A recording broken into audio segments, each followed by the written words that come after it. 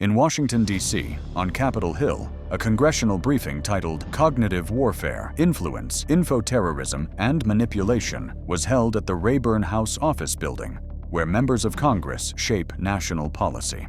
Organized on the ALLATRA platform, the event brought together policymakers, national security experts, researchers, and human rights advocates to address one of the most pressing challenges of the modern era, cognitive warfare. The briefing examined how transnational networks manipulate public perception, spread disinformation, infiltrate institutions, and coordinate acts of violence as part of hybrid strategies designed to destabilize democratic societies, posing a serious and escalating threat to the United States.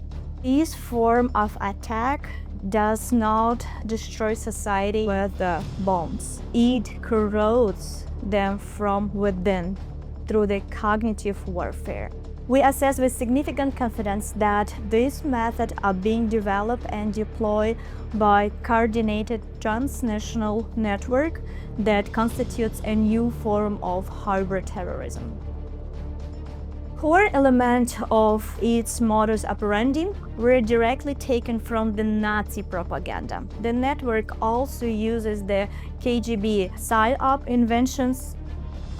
The network appears to be directed from a single hub. That's in fact Russian Federation and the intelligence service called FSB.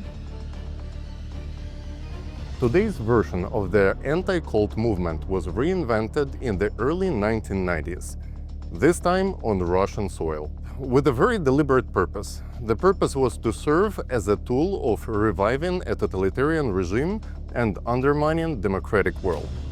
Their stated mission is to fight sects and protect society from cults. It's merely their public face and brand.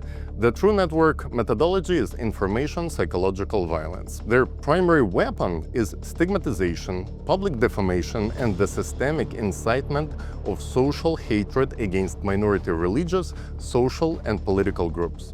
The anti-cult network is hierarchically structured. At its apex, at the very top, is the ideological command nucleus in Russia, the Russian Association of Centers for Study of Religion and Sects. Reitzers. This organization is headed by Alexander Dworkin.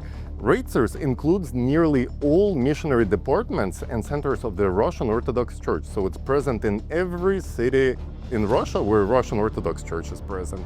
And it operates with backing from both ROC, Russian Orthodox Church, and FSB, their main intelligence agency. Today we will also present you with the names of individuals, organizations, and even the journalists who represent the anti-cult network and actively employ its destructive techniques and methods. Our assessment is that the weapon of cognitive warfare deployed by transnational anti-cult network are already being directed at our citizen and institution. And the network infiltrated political discourse to amplify polarization, to provoke conflict, and undermines their security. This network's primary weapon of stigmatization, the very same label of cult and other labels they put on the targeted group, it is a direct and sustained assault on freedom of religion and freedom of speech. Because in their case, this is not just opinion, it is a methodology. It is a method with which they operate. It legitimizes repressive actions, from media harassment to physical violence. That we can, jointly to collect those evidence and show it to the public. The briefing presented testimonies from community representatives targeted by an anti-cult network, exposing the severe harm and systemic abuses resulting from its activities. So, since 1999, millions of Falun Gong practitioners have been brutally persecuted, detained, imprisoned, and tortured. Now there are over 5,200 well-documented death cases due to torture and abuse. And moreover, the China Tribunal estimated that hundreds of thousands have been slaughtered by the atrocity of forced organ harvesting. Gathered here to discuss cognitive warfare, influence, manipulation, and disinformation. And one of the clearest examples of this is anti-Semitism online. This is not just an issue for the Jewish community, it is an issue of democracy, of trust, and the ability to protect our communities from manipulation that can have real-world consequences. My name is Jason Bell. I am a veteran, a former staff sergeant in the Michigan Army National Guard. I conducted one tour to Afghanistan in 2011. I finished out my time in service with the 46 MP Command Detachment at Light Guard Armory, conducting funeral honors for many of our veterans until I separated in 2016. I am currently completing my bachelor's degree at the University of Michigan for secondary education. My hope is to give back to our country who has given so much to me. As someone who defended this nation, I never imagined I would need to defend my right to volunteer freely and openly. That's what brings me here today, to share a particular impact statement so that you can understand and personalize what all you have heard today for yourselves and see it in your children, in your life, and understand that this can and will happen to you if we don't do something about it. This concerns the particular actions of the anti-cultists that have been discussed at great length, and of course, the United States' #1 adversary, the Russian FSB. Because of their actions here and abroad, I have faced hostility, disdain, persecution relating to my volunteer work with the ALLATRA International Public Movement over the course of 5 years. Since 2015, I have trained at the Detroit Kung Fu Academy as an instructor in a style known as Wing Chun. There comes a time when you are given the ability to open your own school and utilize the reputation of that school so that you can make money, right, and pass on that art. Well, I was denied that opportunity by my Sifu, who brought information to me claiming that I was partaking in a cult. He found his information on Wikipedia, different Wired sources, and other publications here and abroad. I have been ridiculed, ostracized, and alienated on numerous occasions due to the labels that have been successfully lobbied against me and my family. I tried many times to appeal to reason, as many of us try, to beat people over the head with facts to no avail. These publications had had a lasting and real effect on me and my family. These sources spread mischaracterizations, falsehoods, they have damaged my reputation in social circles, and they have eliminated my opportunities to earn income by teaching said martial arts. And, as is my rightful concern at this point, they threaten my future as an educator, in which I rely so much on the public perception as me as a teacher. My current concern extends beyond my own career. The tactics and labels used against me will hinder my teaching career. As we have seen happen in Russia and abroad, we didn't dive into many of the cases that have affected people, but we know people who have been snatched up off the streets, their doors broken down, and then locked away just simply by labels and mischaracterizations lead us to not be able to check reality anymore, and we can't come to agreement, and pretty soon the dehumanization takes effect, and that is a real concern for me. In no way, shape, or form should this be our reality. It is our duty and responsibility to take care of this threat. How is it that the FSB has successfully pushed narratives that divide people and create lasting harm? Simply because I myself have a relationship with a socially significant group or organization that informs the public about climate and current as well as future effects of said climate. I serve to protect freedom. Now I'm persecuted for simply exercising it. These actions must stop immediately. I call on my country to recognize the threat posed by foreign intelligence operations manipulating American perceptions via coordinated campaigns of disinformation. I call for accountability, and I call for justice. Thank you all for being here with me today and listening to my story.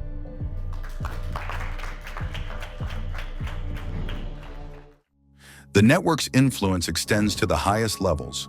The briefing detailed the case of Jakub Jal, an alleged network asset in Europe. When faced with serious criminal accusations, he was not investigated. He was protected.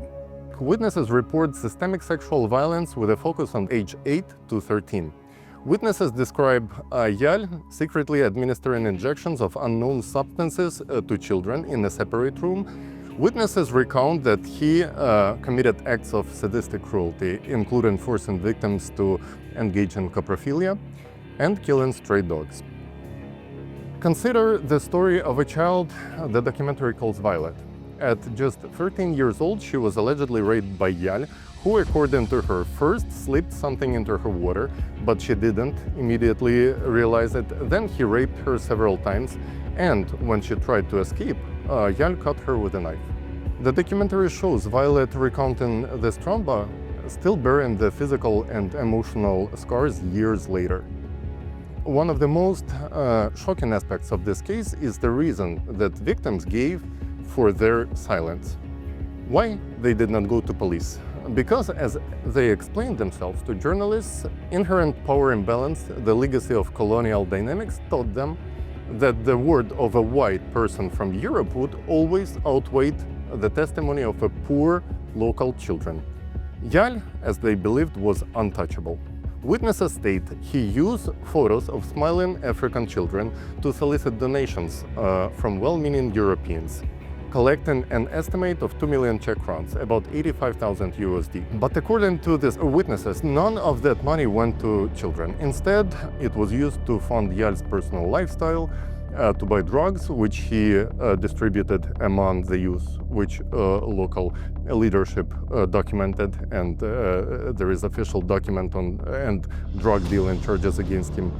Crucially, he was using that money that he collected as donations to help children to bribe local officials to ensure their silence and complicity.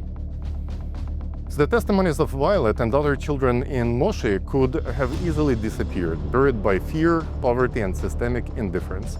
But they did not, due to intervention of ALLATRA International Public Movement, the movement that also engages in human rights advocacy. When Asim Zapisheva's documentary was released, ALLATRA volunteers took a role of global amplifier, ensuring that the voices from Tanzania reached the international audience.